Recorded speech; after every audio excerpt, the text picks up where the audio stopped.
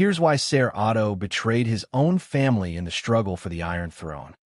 Welcome back to the channel. Today, we're diving into one of the most shocking acts of betrayal in House of the Dragon. Ser Otto Hightower turning against his own family in the ruthless struggle for the Iron Throne. Otto's actions didn't just alter political alliances. They shook the foundation of trust within the Targaryen court and set in motion events that would escalate the dance of the dragons. But why would a man so deeply embedded in his family's legacy betray them? Was it ambition, fear, or a calculated vision of power that drove him to act against his own blood? Today, we're breaking it all down, exploring Otto's motivations, the context of his decisions, and the ripple effects of his betrayal. To understand Otto Hightower's betrayal, we need to look at the political landscape of Westeros during the succession crisis. Following King Viserys' declining health, the question of succession became urgent. Princess Rhaenyra, Viserys' firstborn child, had a legitimate claim to the throne, but Queen Alicent Hightower and her allies promoted Aegon II. The Greens and Blacks divided the realm into two factions, each seeking to secure power through political maneuvering, alliances, and military preparation. Otto Hightower, Hand of the King, was at the center of this storm. A master strategist and shrewd political operator, he wielded influence over the court, the king, and even the Iron Throne itself. Yet his allegiance was tested as the line between duty, family loyalty, and ambition blurred.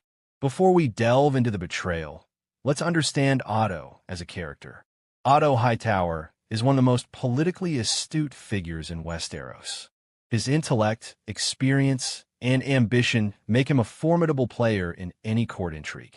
As Hand of the King, he is expected to advise, guide, and protect the realm, but Otto is never content with mere duty.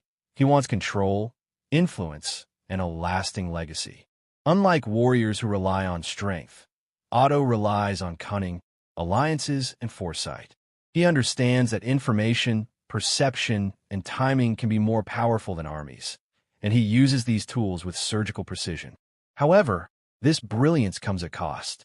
Otto's ambition often overrides moral constraints, loyalty, and even familial bonds, setting the stage for his betrayal.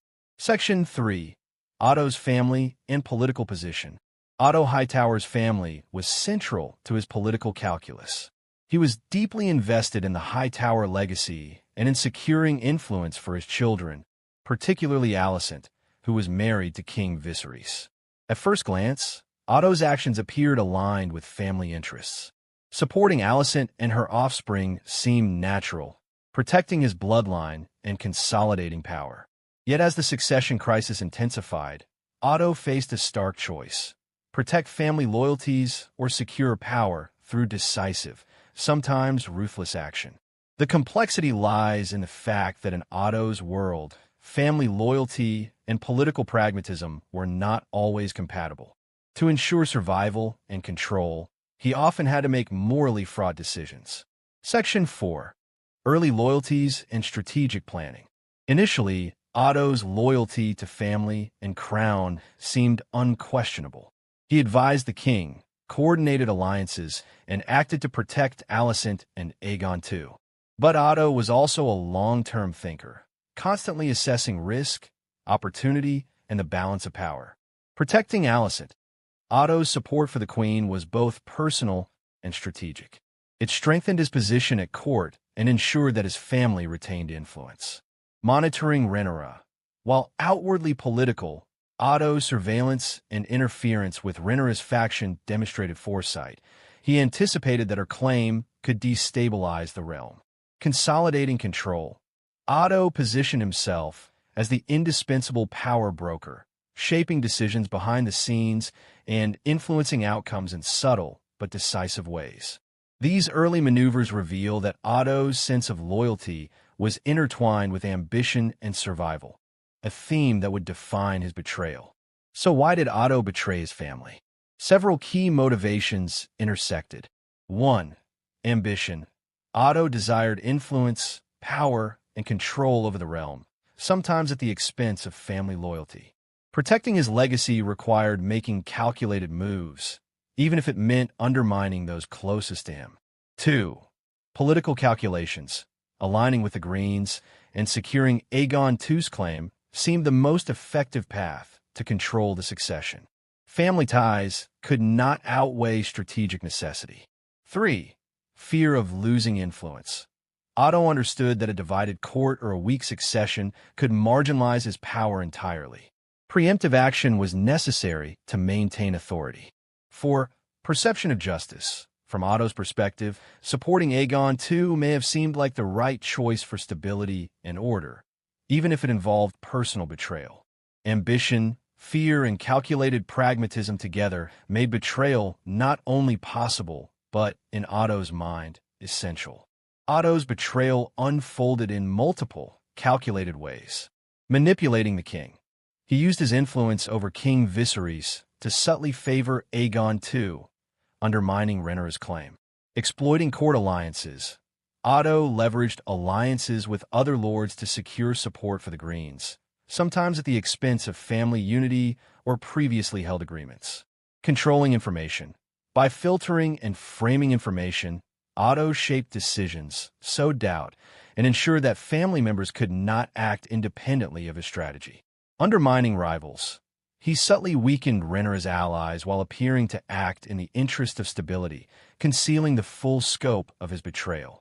Through these actions, Otto secured power while masking the moral cost, a hallmark of his political genius and ruthless ambition. The immediate consequences of Otto's betrayal were profound. Family tension. Relationships with Alicent and other family members became strained as trust eroded.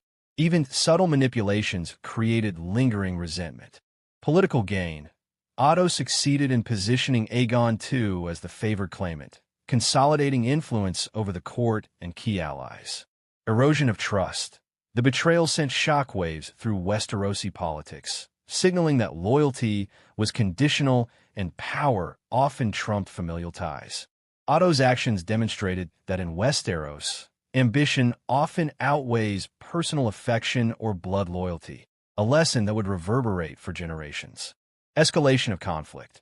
His actions contributed directly to the civil war known as the Dance of the Dragons, destabilizing the realm and plunging Westeros into conflict. Legacy of suspicion.